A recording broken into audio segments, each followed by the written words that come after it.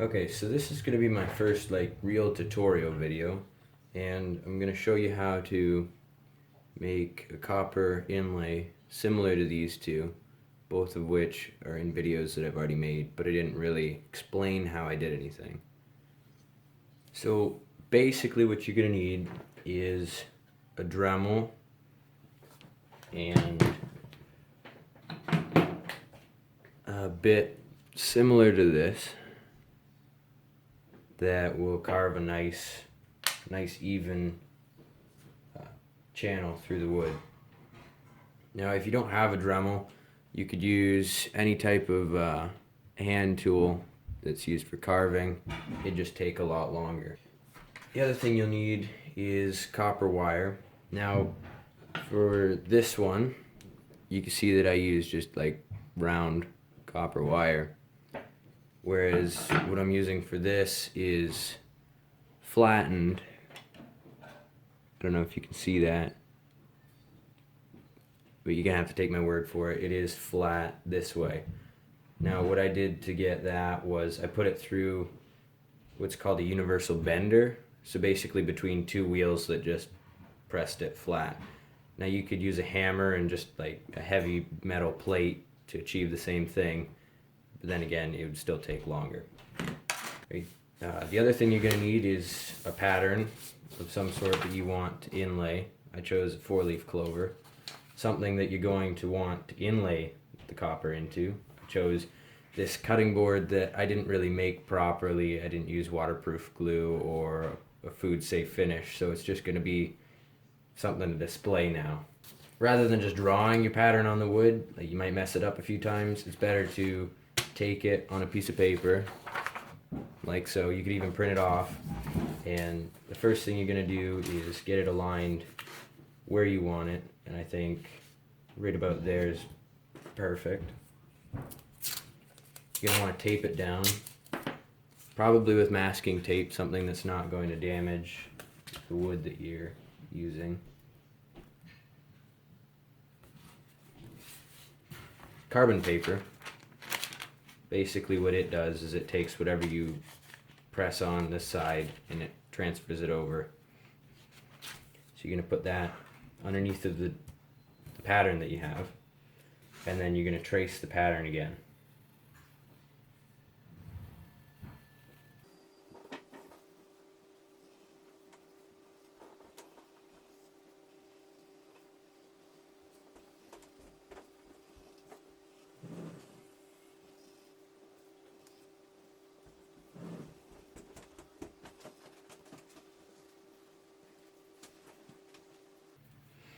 Okay, so before you take the tape off, you're going to want to make sure that it transferred all of it onto the wood. And here it didn't quite all the way, so I'm going to keep going over this spot here. Alright, it still didn't transfer very well, so I'm just going to redraw it on here and I'll be right back. Alright, so I did that, I redid it. Hopefully you can see it better. I can see it at least. That's the main thing. Alright, so now you can take that off. Save it, recycle it, do whatever you want with it. Now we need to start carving into this so that there's a spot to put the copper in. Now, like I said, you could use a hand tool here, and eventually you get there. It'd take quite a long time, but it's possible, so you could always go that way. However, like I said, I'm just going to use my Dremel. Now, whenever using power tools, safety is the #1 priority, so make sure you wear your safety glasses. Alright, I'm just going to speed this part up, but I'm going to carve a channel in all of the parts that I have drawn out, and then I'll explain further what to do.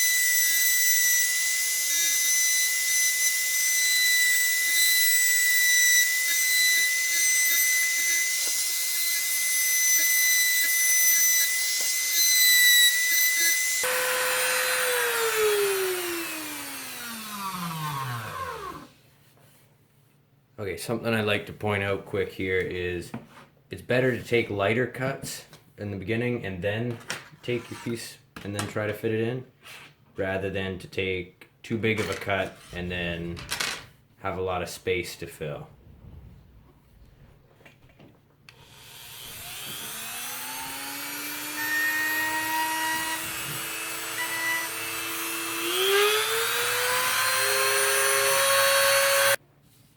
Okay, so with that finished, I'd like to point out that I didn't really follow my own suggestion here, and I carved a lot of parts too deep or too wide, but I'll show you how to fix that later.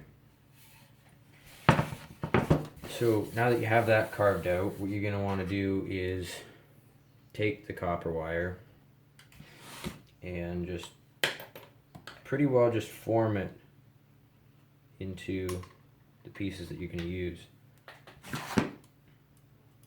Sometimes it's easier to work with smaller pieces too.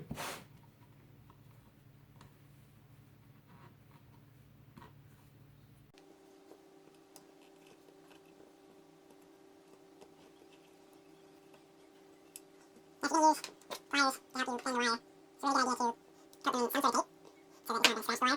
forgot to mention that if you're going to polish it, now is a pretty good time to do that.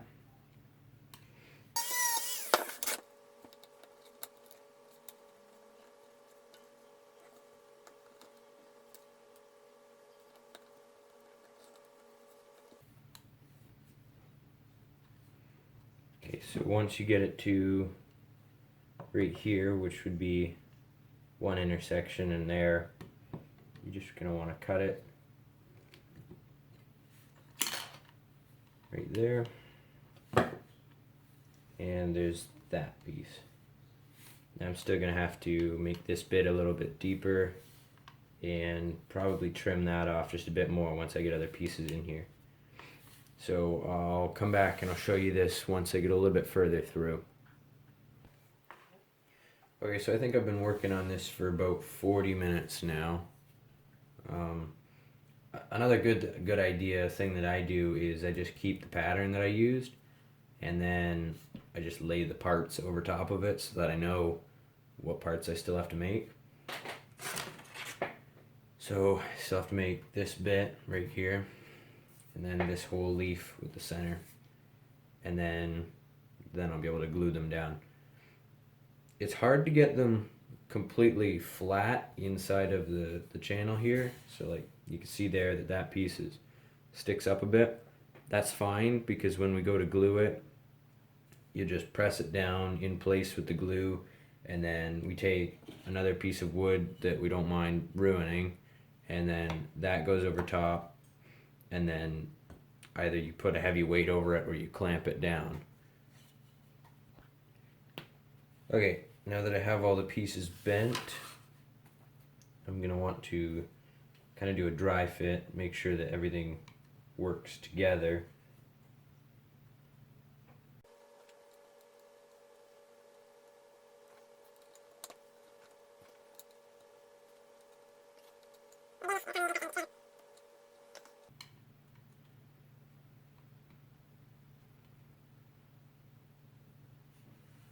And looking at it, there isn't anything that I need to trim.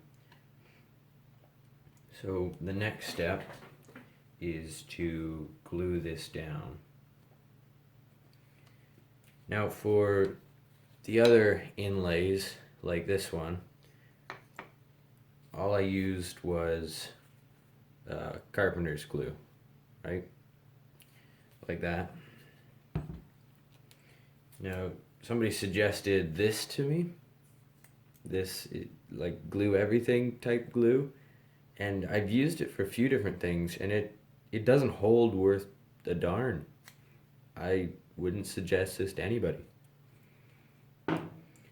And something that would most certainly work is a 2-part epoxy, and I think I might try that for this particular one. I haven't decided. Okay, so based on this one, where all I used was the carpenter's glue, like such, and it held pretty well, This doesn't smell very bad, and it's really easy to clean up if you get it anywhere. Alright, so no matter what type of glue you use, I'm going to suggest putting a piece of wax paper down before you clamp whatever piece down to hold it down. Since I don't have any wax paper, I'm just going to use a sheet of normal paper, and it'll do the same thing. Okay, so because I know that there's going to be gaps, what I'm going to do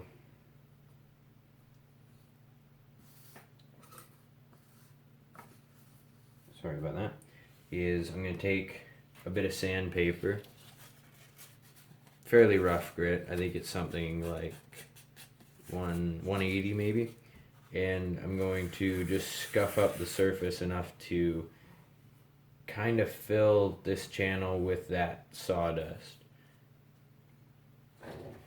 Actually changed my mind, and I'm going to go with an 80 grit.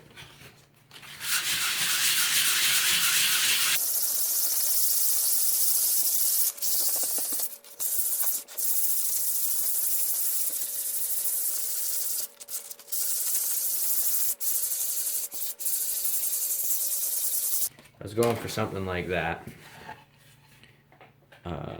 Maybe you can see that.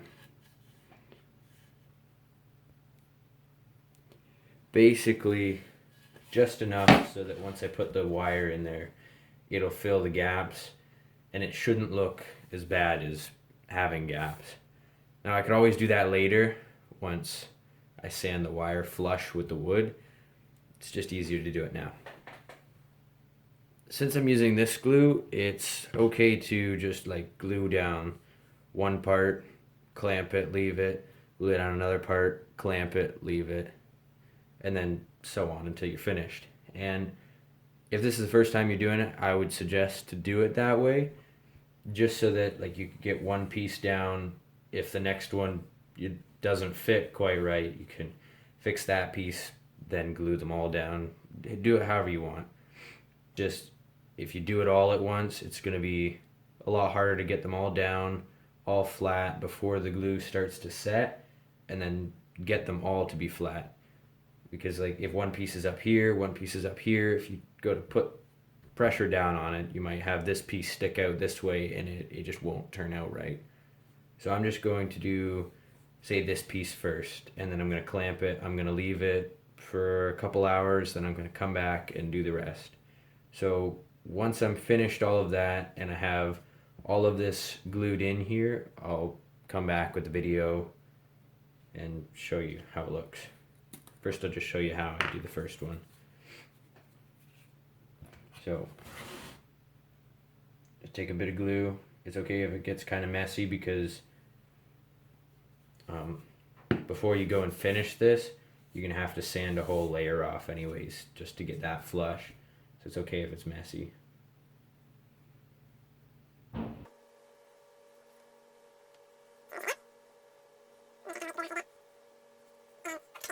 And I'm going to clamp it down to the bench. So I'll be back once this is all finished.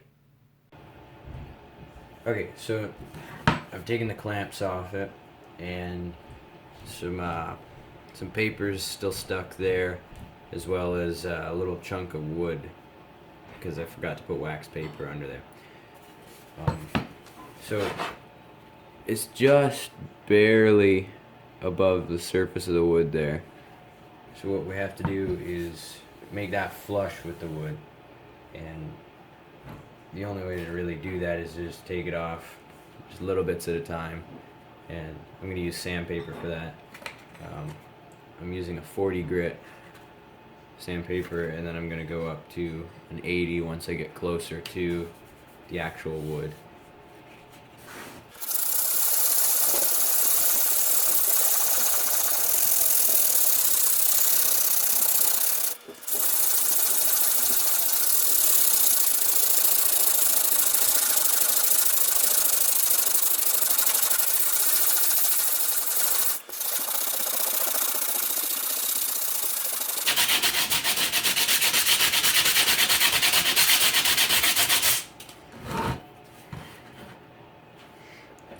Alright, so this kind of step makes a lot of copper dust, and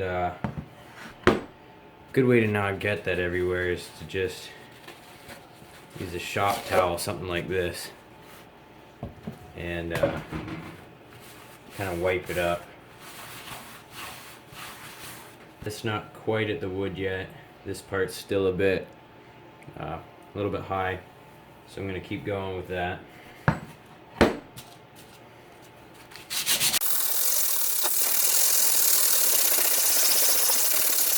Alright, so sanded that down flush and up to, I think, 1500 grit. So it started to make that fairly shiny. And now I'm going to take some linseed oil. I got this from the hardware store. And I'm just going to coat this in the linseed oil.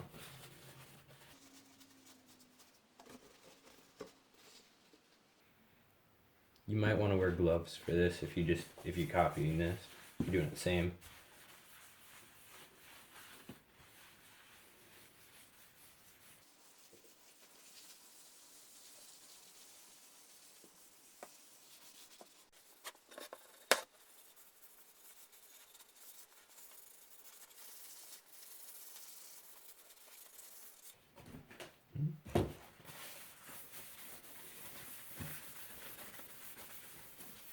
I'm just using another clean paper towel to dry that off. It's already soaked in, so it's done its job. So there you have it. That's how to make a copper inlay.